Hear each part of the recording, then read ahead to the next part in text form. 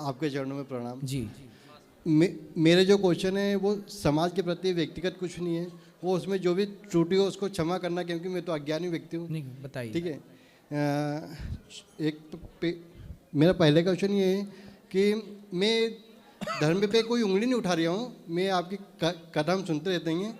तो थोड़ा सा ये कि और जो अपने राम भगवान थे, तो राम भगवान ने अपनी जो सीता माता को जो वनवास हुआ था, तो सीता माता को वनवास क्या धोबी के कहने भी हुआ था?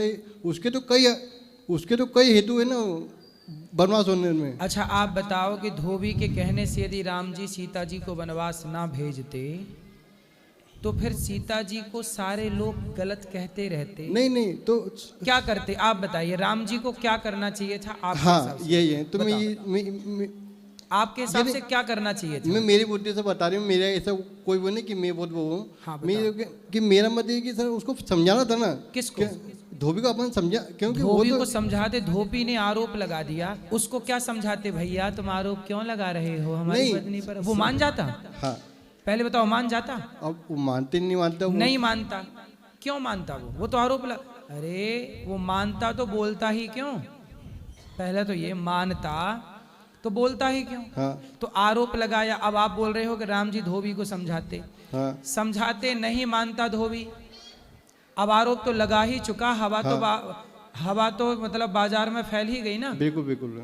अब आप बताओ कि राम को क्या करना चाहिए था? नहीं जैसे मैं मेरे मत पे बता रही हूँ, ऐसा वो कोई वो नहीं है। हाँ बताइए। है ना, मैं मेरे मत पे ये बताना चाहता हूँ कि समझाते, अब क्या होता है जैसे मान लो समझाते नहीं समझता वो नहीं समझे।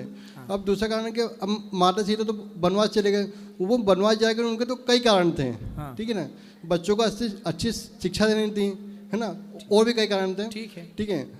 तो और अब जैसे माता सीता वनवास चली गई, और दूसरा कारण ये कि फिर अपनी जो धोबन थी उनका क्या हुआ? धोबी नहीं फिर तो उसने अपनी पत्नी को नहीं रखा ना।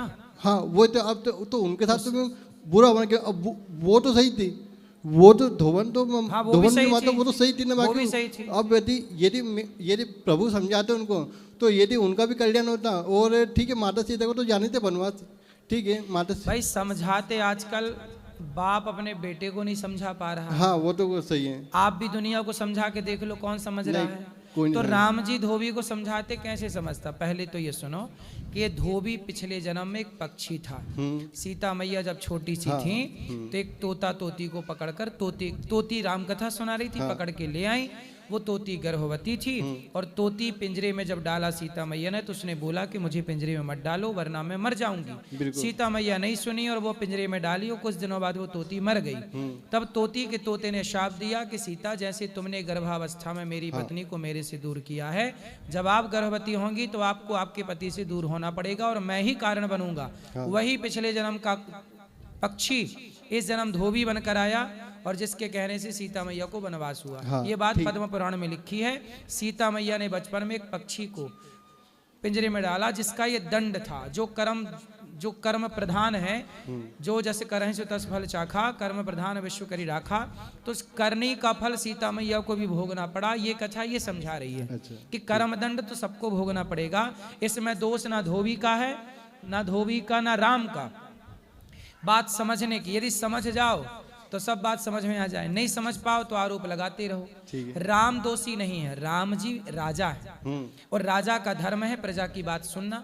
यदि धोबी की बात नहीं सुनते तो धोबी बोलता, समाज बोलती कि राम जी तो मनमाने राजा हैं, मनमानी कर रहे हैं। राम केवल पति होते सीता मैया के तो किसी के कहने से बिल्कुल ना निकालते, लेकिन राम जी केवल पति नहीं थे, उस समय राम राजा हैं और राजा का धर्म है कि वो प्रजा से, परिवार से ज्यादा प्रजा की बात को महत्व दे। बिल्कुल, ये राजा का धर्म होता। तो राम जी ने उस समय वही किया। अच्छा, सीता मैया को वनवास ना भेजते, धोबी को राम जी चाहते तो धोबी को मरवा देते कि चल मैं तुझे फांसी देता हूँ। हाँ। यदि राम जी धोबी को मरवा देते तो सीता पर लगाया गया आरोप सिद्ध हो जाता।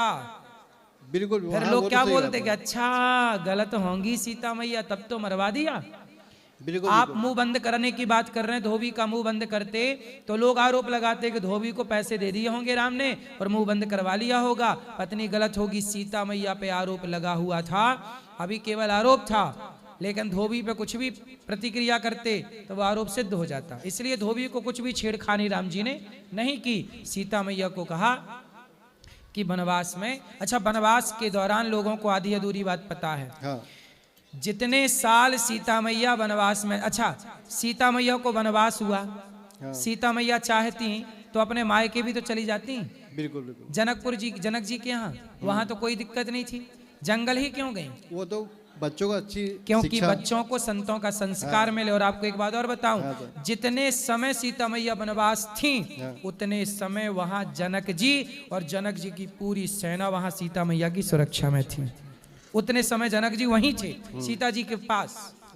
और जब सीता जी का वनवास हुआ जिस दिन, उस दिन भी संयोग से जनक जी अयोध्या में ही थे। बिल्कुल। सीता मैया का वनवास हुआ, जनक जी ने कोई ऑब्जेक्शन नहीं लिया। लिया? कहीं सुना कि जनक जी को कोई दिक्कत हुई? जनक जी जानते हैं कि धर्म क्या है। ये आज के लोग समझते नहीं है कि धर्म क्या है, राम क्या है। रामो विग्रहवान धर्म। जब सीता के पिता जनक को आपत्ति नहीं हुई तो ये जो समझते नहीं वो आपत्ति करते फिरते हैं, राम जी ने गलत किया, राम जी। अरे जब सीता मैया के पिता को आपत्ति नहीं है, तुम कौन होते हो आपत्ति करने वाले? पहले पूरी बात तो समझो, पूरा प्रसंग तो समझो। राम को समझना इतना भी तो सरल नहीं है।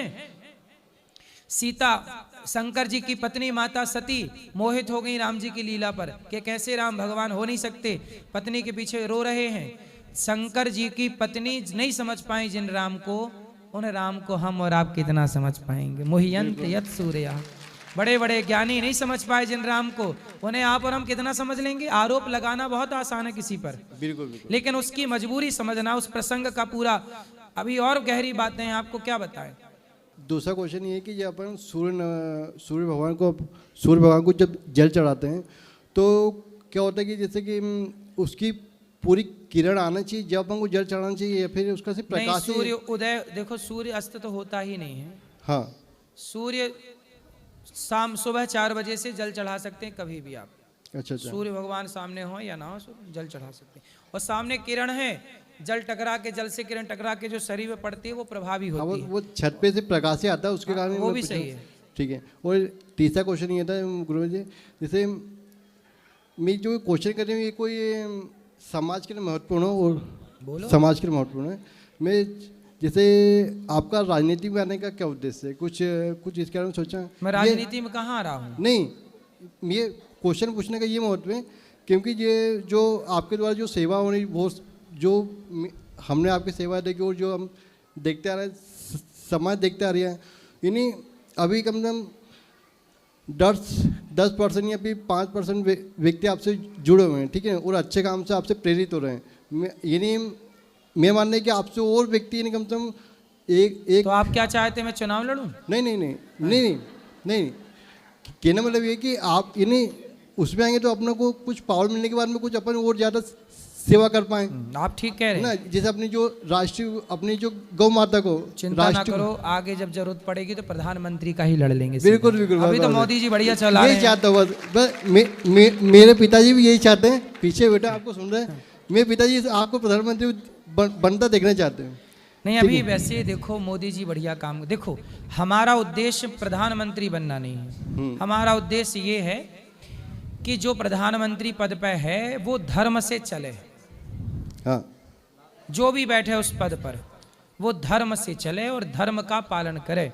जब धर्म की हानि होती है तो फिर किसी को भी, चंद्रगुप्त को, सामान्य बालक को सम्राट बना के बैठना, हाँ। चाणक्य जानते हैं। बिल्कुल। तो जरूरत पड़ी तो आपकी सेवा में आएंगे, पर अभी जरूरत नहीं है। अभी मोदी जी हैं, योगी जी हैं, बढ़िया काम कर रहे हैं। बिल्कुल सही बात है। और ये लोग कर रहे हैं, जब ये लोग नहीं करेंगे तो फिर आएंगे अपन लोग। बिल्कुल। और चौथा क्वेश्चन ये था कि जैसे कि जो गुरुकुल की जो इतनी अच्छी बढ़िया सुविधा है, उससे सर आपके यानी अभी हमने गुरुकुल देखा और देखते आ रहे हैं जब से शुरू हुआ, जब से, तो ये चाहते हैं कि अपने पूरे भारत देश में ऐसे गुरुकुल की आवश्यकता है। होगी, चिंता ना करिए, हो ना, ठीक होगी, निश्चिंत रहिए। ठीक है, अब सबको थोड़ा थोड़ा बात करिएगा, सबको मौका मिले हैं सब।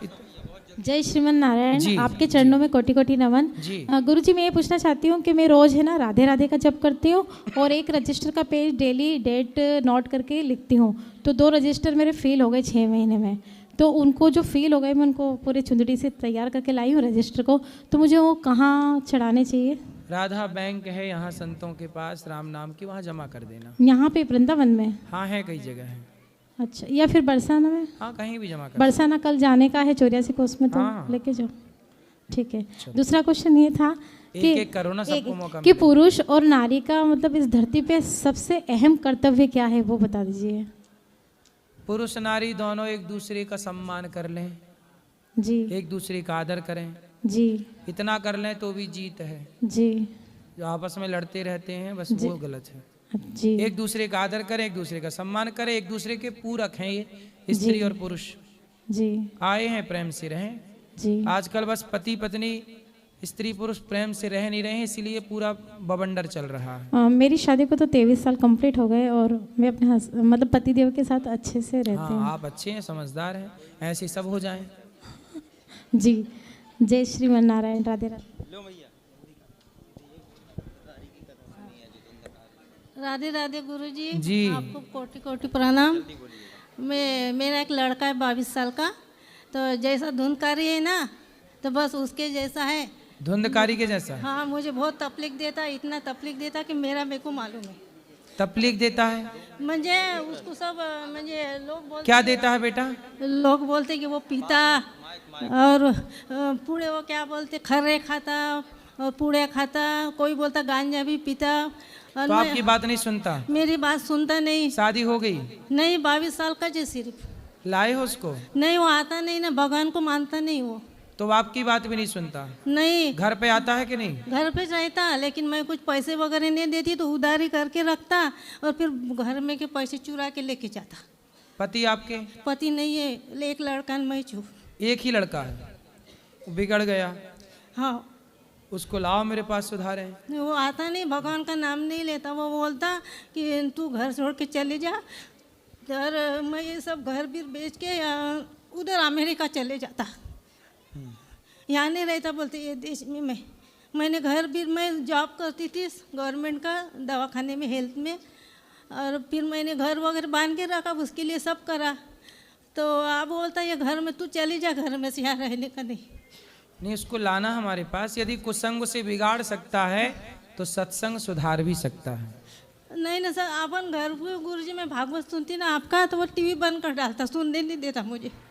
उसको लाओ हमारे पास। भैया आप सत्संग में कभी देखो, इसलिए कहते हैं तीर्थों में आओ तो अकेले ना आओ, बच्चों को भी लाओ। बच्चे थोड़ा बहुत सुनेंगे, कुछ तो संस्कार बनेगा। और अपन पैसे नहीं दे, फिर क्या करता, अपन बैंक में पैसे लेके डाल देते, फिर मुझे पेंशन मिलती गुरुजी, तो फिर मैं बैंक में पैसे रखती, तो बैंक में से फोन पे से पैसे निकाल लेता। नहीं, फोन से कैसे? अच्छा वो आप, अच्छा मोबाइल के द्वारा कैसा निकालता मुझे मालूम नहीं है ना, फोन में कि अभी तो आप सब में कोड लगा के रखो, बैंक में बोलो कि भाई ऑनलाइन बंद कर दो, आप ऑनलाइन सिस्टम बंद कर दो अपना। हाँ। बच्चा नहीं चला पाएगा, आप अपना चेक का सिस्टम रखो। तो लोग क्या बोलते हैं, पुलिस स्टेशन में रिपोर्ट दे दे उसके नाम का, अपन रिपोर्ट दे के उसकी जिंदगी खराब हो जाएंगी ना गुरुजी। नहीं, जिंदगी खराब नहीं होगी, उसको मेरे पास लाना जैसे भी आए। तो नहीं गुरुजी, इसलिए मेरा कि नहीं वहाँ रहने को मैं बोली यहाँ के आप मैंने पूरा गुरु दीक्षा लिए और यहाँ दासी बन के अपनी गौरी गोपाल भगवान नहीं, ये तो आपका है, सेवा करो, पर बेटा भी क्यों बिगड़ा, उसको लाओ ना, उसको भी सुधारेंगे। पर नहीं आए तो क्या करूँ मैं? उठा के लाओ, बिल्कुल 4 लोग उठाओ के बुलवाओ यहाँ। श्रीमन नारायण गुरुजी। जी गुरुजी, मैं 84 कोसीय यात्रा में हूँ और ऐसी व्यवस्था हमने नहीं देखी, हरिद्वार हो या वृंदावन, अयोध्या, कहीं भी, बनारस, कहीं भी ऐसी व्यवस्था। 700-800 लोगों को लेकर चलना, सुबह 5 बजे भोर से नाश्ता पानी, खाना पीना, आना जाना, सारी व्यवस्था भगवान के सिवाय कोई नहीं कर सकते हैं। इसलिए प्रभु जी आप स्वयं प्रभु के रूप में हैं, अपना रूप आप लोगों को दिखाइए। भगवान कृष्ण ने कभी नहीं कहा लोगों को कि मैं भगवान हूँ, राम ने कभी नहीं कहा कि मैं भगवान हूँ, लेकिन आप स्वयं भगवान हैं, अपने रूप को दिखाएं। दूसरी बात है गुरुजी की हमारे धर्म जो सनातन धर्म है, इस पर जो है पहले तो एक कंस था, अभी हमारे सनातन धर्म के लोग ही कंस बने पड़े घूर रहे हैं। सही है, कुछ लोग हैं ऐसे। अभी जो है जगह जगह पे ये जो आध्यात्म चर्चाएं होती रहती है, प्रवचन कथा जो हो रहा है, 2 4 5 10 लोग जो हमारे धर्म की प्रचार में लगे हुए हैं। इससे लोगों में काफ़ी जो है विद्रोह की भावना हो गई है। हमारे धर्म के हिंदुओं को ही लोग भड़का रहे हैं।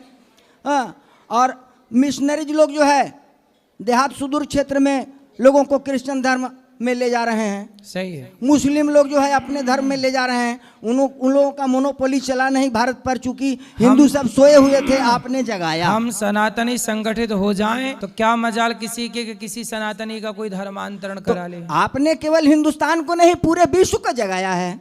हमारे सनातन संत के जो भी संत लोग हैं आज वो पूरे विश्व को जगा रहे हैं, तो उन लोगों का मोनोपोली सफल नहीं हो पा रहा है।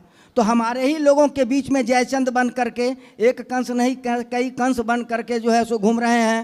हाँ, जैसे जो है सो जरासंध के ससुर थे, भगवान कृष्ण जो है उनको 17 बार हराए। बिल्कुल। हाँ, बराबर हारते रहे। तो हमारे ही बीच में, तो मैं यह कहना चाहता हूँ कि पुरुष लोग, साधु संत महात्मा लोग, सभी लोग हमारे, अगर इस पर ध्यान नहीं दिया गया लोगों का, तो धर्म धीरे धीरे हमारी संख्या घटती जा रही है, उनकी संख्या बढ़ती जा रही है। अब जैसे तो आपकी उम्र के लोग हैं ना, बूढ़े लोग जी, जितने भी भारत में बूढ़े लोग हैं जिनकी दाढ़ी मूछ बाल सब पक चुके हैं, जी जी, ऐसे लोग क्या करें कि आप लोग सारे बूढ़ों का एक संगठन बना के क्षेत्र में जितने बूढ़े हैं जी, और अपने क्षेत्र में जितना धर्मांतरण हो रहा है सबको खदेड़ बाहर करो आप लोग, बूढ़े लोग। क्योंकि आप लोग यदि बढ़ेंगे तो बच्चे बढ़ जाएंगे। भाई बूढ़ा यदि एक कदम बढ़ाएगा। मैं तो अपने रांची झारखंड का निवासी हूँ और रांची झारखंड में मैं सभी को जगाया हूँ। आप अपने बूढ़ों का संगठन बनाओ और जितना भी धर्मांतरण, जहाँ हम आपके द्वारा भारत के हर बूढ़े से निवेदन कर रहे हैं कि हर बुजुर्ग को आपने सनातन की रक्षा कर, आप भी तो सैनिक हैं, सनातन की रक्षा 23 घंटे बिजनेस व्यापार को दीजिए, पर 1 घंटा निकालकर 24 घंटे में से अपने धर्म को दीजिए। केवल धर्म और रक्षति रक्षिता, लेकिन मैं एक धर्म को दीजिए सब मैं लोग। एक बात चाहता हूँ गुरुजी, हाँ, कि पुरुष लोग के ही केवल जवाबदेही नहीं है। ठीक है, कारण कि दुर्गा जी जब तक खड़ा नहीं हुए, महिषासुर का मर्दन नहीं हुआ। बूढ़ी बूढ़ी महिलाएं जिनके बाल पक गए हैं, तो हमारी महिलाओं को भी झांसी की रानी बनना पड़ेगा। सही है, सही है, बिल्कुल सही कह रहे हैं आप। बूढ़ी बूढ़ी माताएं, घर की रक्षा के लिए, ये केवल लड़े बसना कि घर में बहू सास की लड़ाई चल रही है, नहीं, केवल देश के लिए लड़ना है। हमारे मूर्ति को, विष्णु के मूर्ति को बनाने के लिए कहा जा रहा है कि आप मूर्ति बना लीजिए। दारू पीने के लोग को सिखाया जा रहा है, हमारे धर्म पर हो रहा है। हमारे 331 वर्ष मुगलों ने शासन किया, मैं हिस्ट्री पढ़ा हूँ जी, और 190 वर्ष जो है सो अंग्रेजों ने शासन किया। इसके पहले हमारे बुद्ध धर्म का प्रचार हुआ।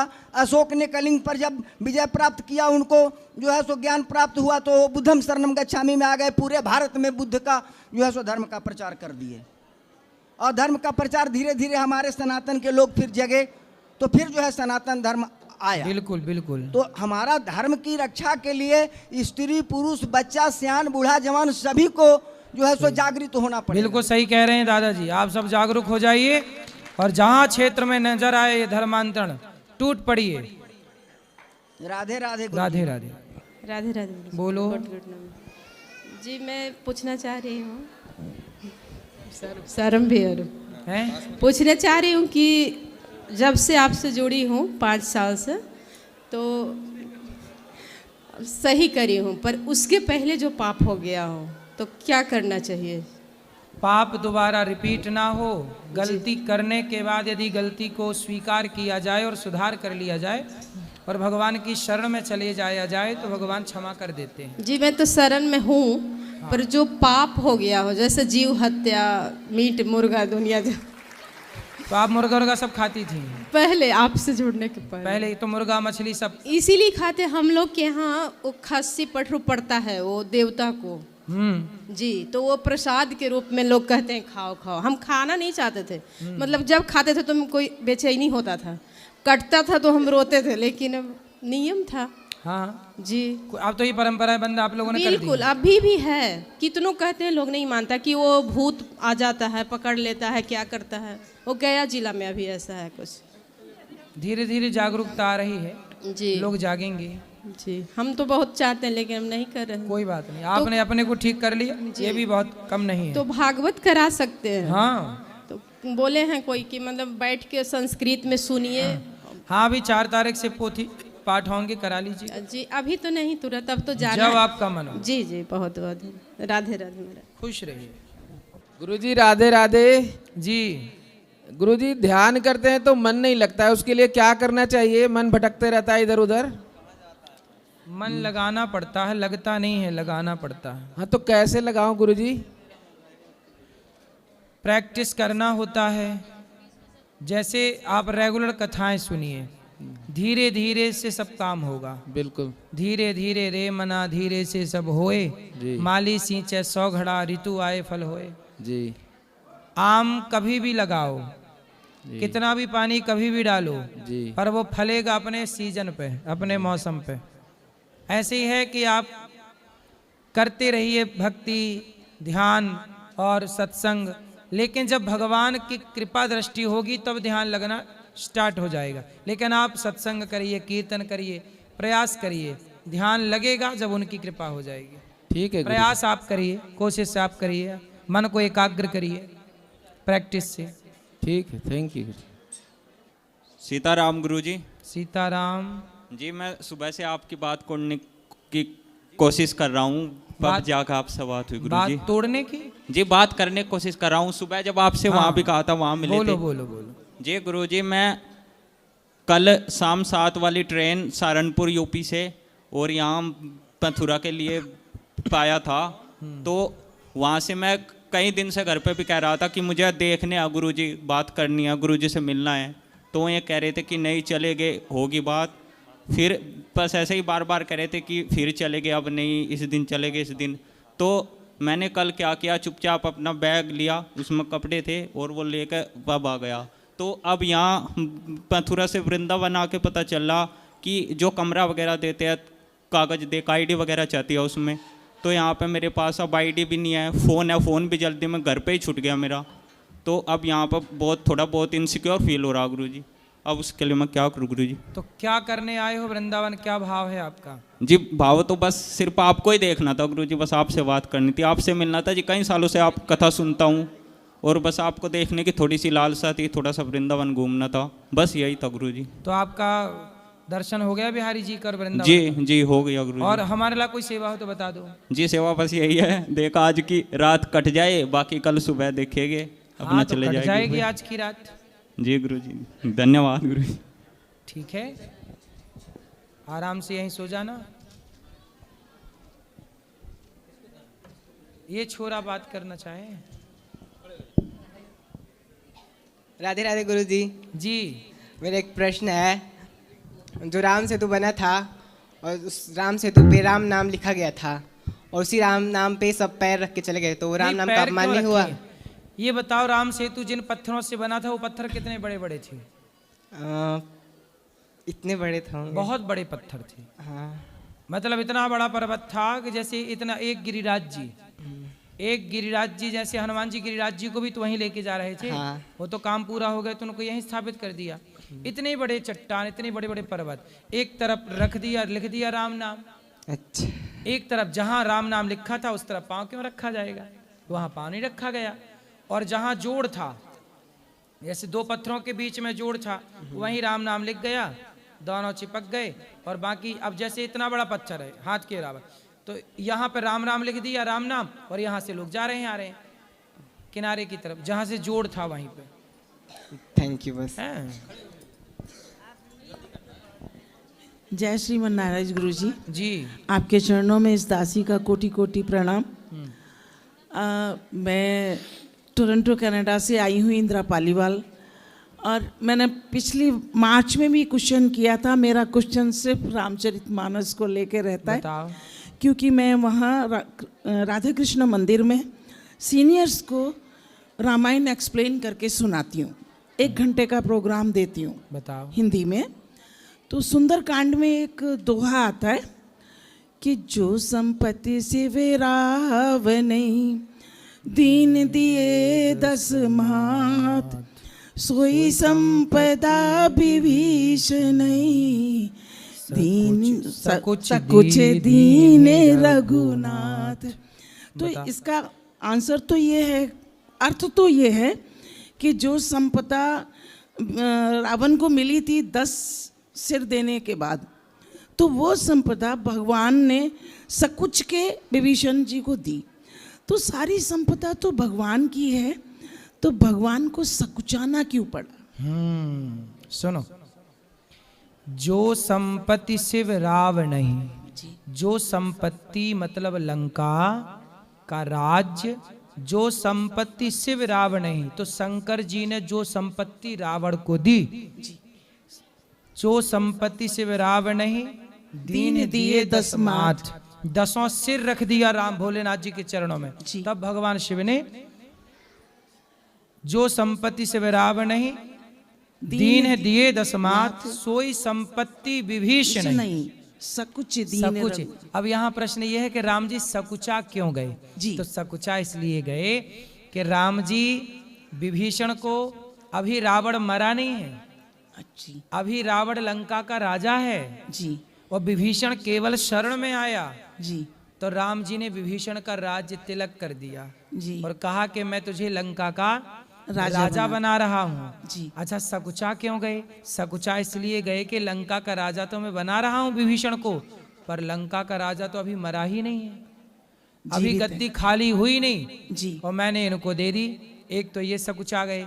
दूसरा, राम जी से पूछा कि आपने विभीषण को लंका का राजा बना दिया, यदि रावण आपकी शरण में आ गया तो आप रावण को मारोगे नहीं जी, और रावण को मारोगे नहीं तो रावण लंका का राजा है और आपने विभीषण को बोल दिया कि लंका का राजा, तो फिर लंका के 2 राजा कैसे होंगे?